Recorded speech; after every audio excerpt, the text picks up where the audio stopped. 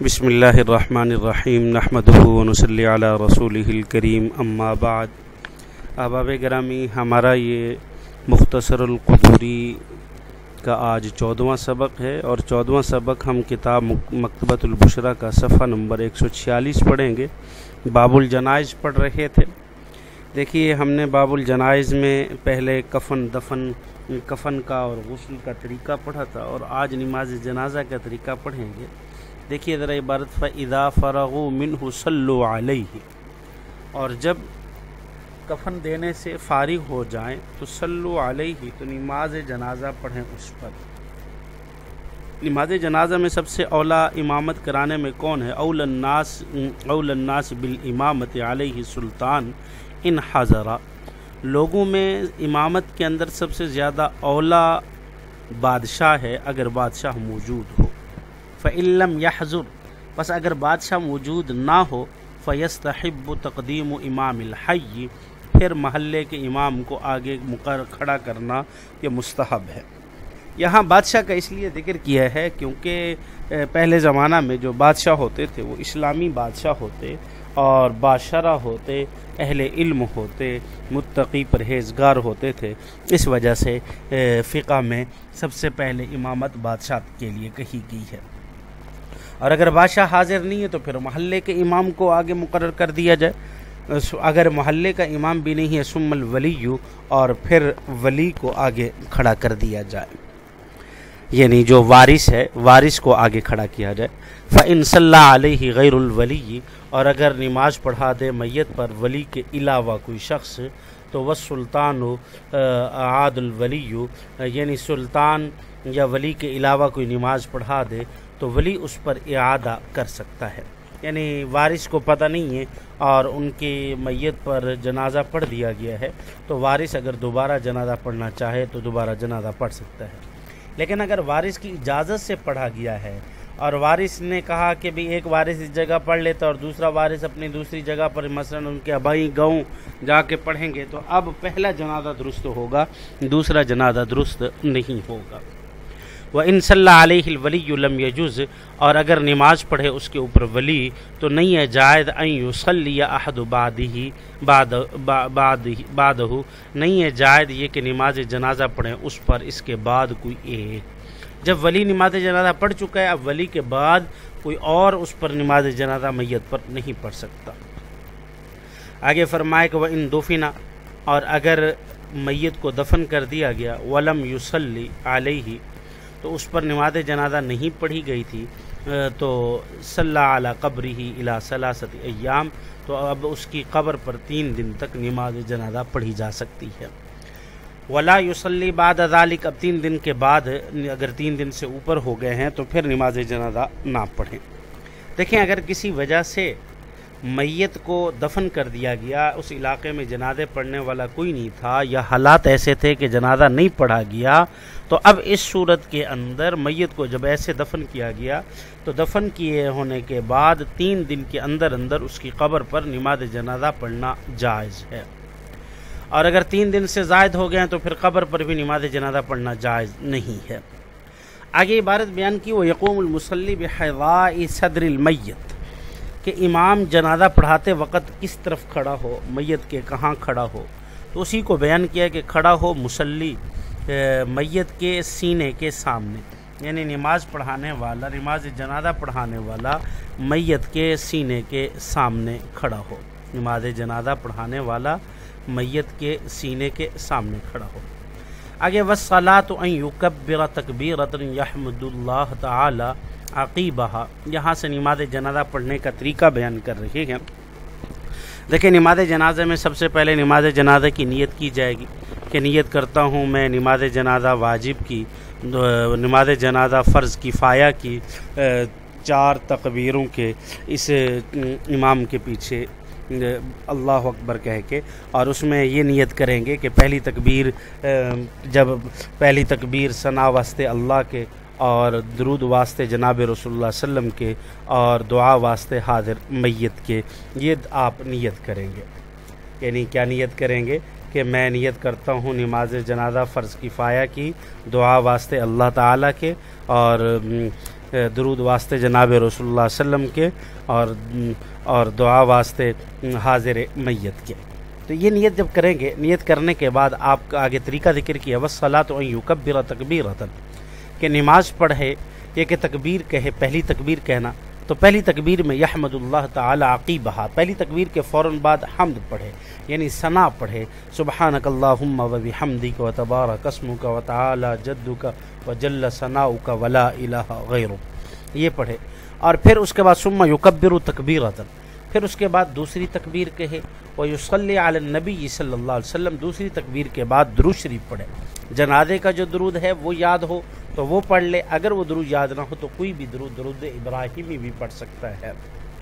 اور پھر تیسری تکبیر ثم یکبر تکبیرۃ ثالثۃ، پھر تیسری تکبیر کہے، یدعو فیہا لنفسہ، پھر تیسری تکبیر میں اپنی ذات کے لیے، للمیت، میت کے لیے، وللمسلمین، اور مسلمانوں کے لیے دعا مانگے، یعنی اللہم اغفر لی لحینا ومیتنا وشاہدنا وغائبنا وصغیرنا وکبیرنا وذکرنا وانسانا، اللہم من احییتہ منا فاحیہ علی الاسلام ومن توفیتہ منا فتوفہ علی الایمان، یہ دعا تیسری تکبیر کے بعد پڑھے۔ ثم یکبر تکبیرۃ رابعہ، پھر چوتھی تکبیر کہے، چوتھی تکبیر کے بعد یسلم، سلام پھیر دے۔ لیکن ایک بات یاد رکھنی ہے، ولا یرفع یدیہ الا فی التکبیرۃ الاولی، صرف نماز جنازہ میں پہلی تکبیر پر اپنے ہاتھوں کو اٹھائے گا اور اس کے بعد اگلی تین تکبیروں پر اپنے ہاتھوں کو نہیں اٹھائے گا۔ اگلا مسئلہ بیان فرمائے کہ ولا یصلی علی میت فی مسجد جماعت، اور نہ نماز پڑھے میت پر ایسی مسجد میں جس میں جماعت کرائی جاتی ہے، یعنی نماز جنازہ مسجد میں پڑھنا جائز نہیں، بلکہ نماز جنازہ کسی کھلے میدان میں پڑھا جائے یا مستقل جنازہ گاہ کے اندر پڑھا جائے۔ ہاں اگر کوئی مجبوری ہو اور جگہ نہ ہو اور بہر موسم بھی خراب ہو تو اس صورت میں میت کو مسجد سے بہر رکھا جائے اور امام اور اس کے ساتھ کچھ مقتدی بھی مسجد کے بہر ٹھہریں، اور باقی مقتدی اگر مسجد کے اندر ہوں تو اس کی گنجائش ہے، کوئی حرج نہیں ہے۔ آگے فرمایا کہ وَإِذَا حَمَلُوهُ عَلَى سَرِيرِهِ، تو جب اس کو اٹھائیں چارپائی پر، چاہے اس کی چارپائی کو، تو سر اس کے پکڑیں چاروں پائیوں کو۔ آگے جنازہ جب پڑھ لیں تو اب قبرستان کی طرف لے جانے کے لیے جب اس کی چارپائی کو اٹھائیں تو اس کے چاروں پائیوں سے پکڑنا چاہیے، ایسا نہیں ہے کہ ایک آدمی آگے سے اور ایک آدمی پیچھے سے، بلکہ چار پائیوں سے چار آدمی اٹھائیں اس کو۔ وَيَمْشُونَ بِهِ مُسْرِعِينَ دُونَ الْخَبَثِ، اور فرمائے کہ وہ چلیں جلدی جلدی، نہ کہ بھاگ کے۔ خبابہ کہتے ہیں دوڑنے کو، بھاگنے کو، بھاگ کر نہ جائیں بلکہ جلدی چلیں، لیکن جلدی چلنا وقار کے ساتھ ہو کہ اس میں جنازہ ادھر ادھر نہ وہ گھومے ہلے پھرے اور اس کے گرنے کا خدشہ نہ ہو، تو اس لیے جلدی چلنا ہو، وقار اور مہذب طریقے سے ہو۔ جیسے کہ بعض جنازہ کو لے جاتے وقت زور زور سے کلمہ شہادت کی تکبیریں بلند کرتے ہیں، تو یہ بھی شرعاً جائز نہیں ہے کلمہ شہادت کی تکبیریں بلند کرنا۔ ہاں دل کے اندر استغفار کرتے جائیں اور دل کے اندر انا للہ و انا الیہ راجعون پڑھتے جائیں اور میت کو ایصال ثواب کرتے جائیں دل میں، تو اس میں کوئی حرج نہیں ہے، لیکن بآواز بلند اس طریقے سے کرنا یہ درست نہیں ہے۔ جیسے بعض احباب نماز جنازہ کے بعد دعا مانگتے ہیں فوراً، تو یہ بھی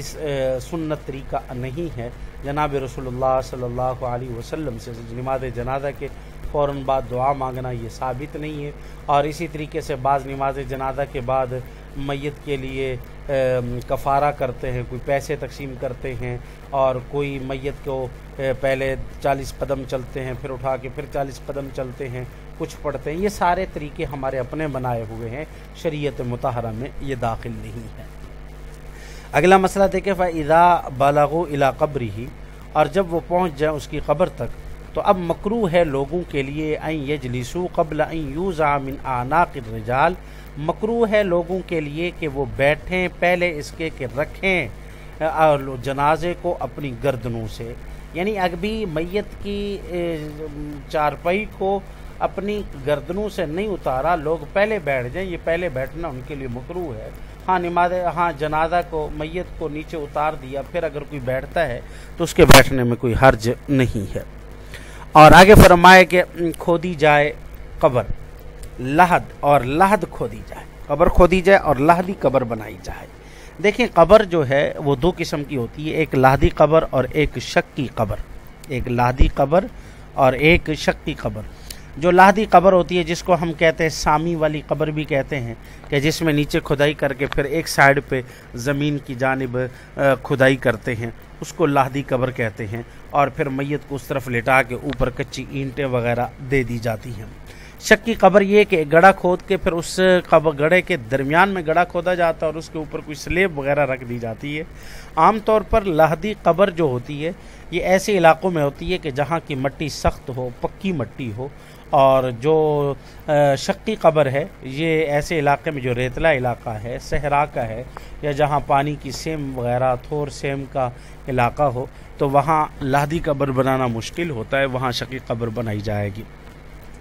اور جہاں مٹی سخت ہو تو ان کے لیے بہتر یہ کہ لحدی قبر بنائی جائے، کیونکہ سنت جو ہے لحدی قبر ہے۔ اور ایک بات کا خیال کیا جائے کہ قبر کے اندر کوئی ایسی چیز نہ رکھی جائے کہ جس کو آگ نے چھویا ہو، اس سے بچا جائے۔ مثلا عام طور پر ہمارے ہاں پکی اینٹیں قبر میں لگائی جاتی ہیں، تو پکی اینٹیں نہ لگائی جائے بلکہ کچی اینٹیں لگائی جائے۔ اگر یدخل المیت مما یلی القبلۃ، اور داخل کرے میت کو قبلے کی جانب سے،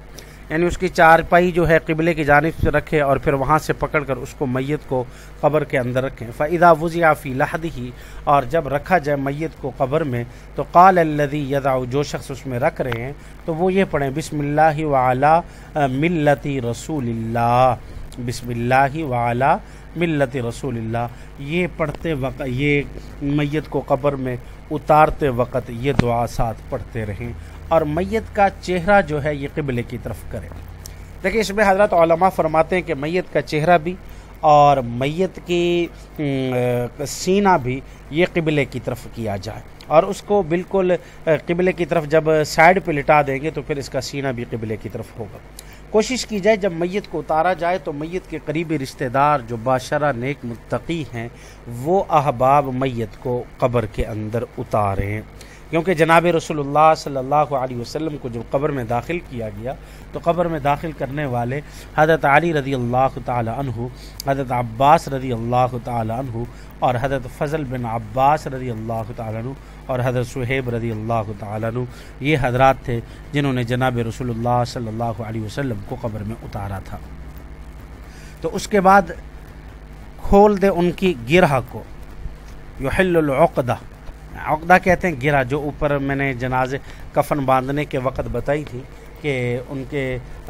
سر کی جانب اور ان کے درمیان کمر میں اور پاؤں پر بندیاں باندھ دے۔ اب ان بندیوں کو تھوڑا سا ان بندیوں کو کھول دینا چاہیے، لیکن چہرے سے کفن نہیں ہٹانا چاہیے، صرف بندیاں ہی کھول دینی چاہیے، اور پھر برابر کرے کچی اینٹوں کے ساتھ قبر پر، یعنی برابر لگائے کچی اینٹیں قبر پر، اور مکروہ ہے پکی اینٹیں لگانا اور پھٹے لگانا، خشب کہتے ہیں لکڑی کے بڑے پھٹوں کو، یہ بھی مکروہ ہے، اور نہیں ہے کوئی حرج بانس رکھنا، قصب کہتے ہیں بانس کو، بانس لگانا کوئی حرج نہیں ہے، یہ بانس لگانا جائز ہے، اس کے اندر گنجائش ہے۔ باقی ایسی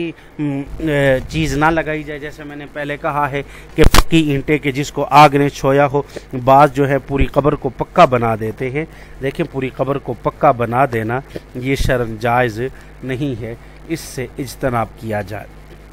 بلکہ کچی اینٹیں عام طور پر مل جاتی ہیں، کچی اینٹوں کے ساتھ قبر کو بنایا جائے، وہ کچی اینٹیں قبر پر رکھی جائے، اور پھر اس کے بعد اس پر ثم یحال التراب علیہ، پھر اس پر مٹی ڈال دی جائے اور اس کی قبر کو کوہان نما بنایا جائے، قبر کو کوہان نما، یسنم القبر کوہان نما ولا یسطح، اس کو سیدھا سطح کی طرح نہ بنایا جائے، بالکل تھوڑا سا جہاں درمیان قبر میت کو رکھا ہے اسی جگہ پر کوہان نما نشانی کے طور پر بنا دیا جائے، اور اگر اس قبر پر کوئی کتبہ لگا دیا جائے اس کی نشانی کے لیے یا کوئی پتھر رکھ دیا جائے ایسا، تو یہ شرعاً جائز ہے، اس میں کوئی قباحت نہیں ہے۔ اور اگلا مسئلہ بیان فرمایا کہ وَمَنِ اسْتَحَلَ بَعْدَ الْوِلَادَةِ سُمِّيَ وغسل وصلی علیہ وإن لم یستحل ادرج فی خرقۃ ودفن ولم یصلی علیہ، کہ جس شخص نے جس بچے نے چیخ ماری ولادت کے بعد تو اس کا نام بھی رکھا جائے، وغسل اس کو غسل بھی دیا جائے، وصلی علیہ اس پر نماز جنازہ بھی پڑھی جائے، وإن لم یستحل اور جس بچے نے چیخ نہیں ماری، جس کی آواز نہیں نکلی، ادرج فی غرقہ، اس کو کپڑے میں لپیٹ دیا جائے اور اس کو دفن کر دیا جائے، ولم یصلی علیہ، اور اس پر نماز جنازہ نہ پڑھی جائے۔ دیکھیں ذرا اس مسئلے کو سمجھے، یعنی کوئی ایسا بچہ ولادت کے بعد جو زندہ تھا، چیخ مارنے کا مطلب یہ ہے کہ جو زندہ تھا، تھوڑی سی بھی ایک لمحے کے لیے بھی اس میں سانس تھا، تو اب اس بچے کا نام بھی رکھا جائے، اس کو شرعی غسل بھی دیا جائے اور اس پر نماز جنازہ بھی پڑھی جائے۔ لیکن اگر ایک بچہ ولادت کے وقت مردہ تھا، زندہ ہی نہیں تھا، اس کا ماں کے پیٹ میں انتقال ہو گیا ہے، تو اب اس کو غسل دیا جائے، ماں کے پیٹ میں انتقال ہو گیا ہے تو اس کو غسل وغیرہ نہ دیا جائے، بلکہ ایک کپڑے میں لپیٹ کر دفن کر دیا جائے، اور اس کی قبر کا شرعی قبر کا لحاظ رکھنا بھی ضروری نہیں ہے، اور اس پر نماز جنازہ پڑھنا وغیرہ بھی ضروری نہیں ہے۔ آگے باب شہید ہے، یہ انشاءاللہ تعالی ہم کل پڑھیں گے۔ اللہ رب العزت ہمیں عمل کرنے کی توفیق عطا فرمائے۔ جزاک اللہ۔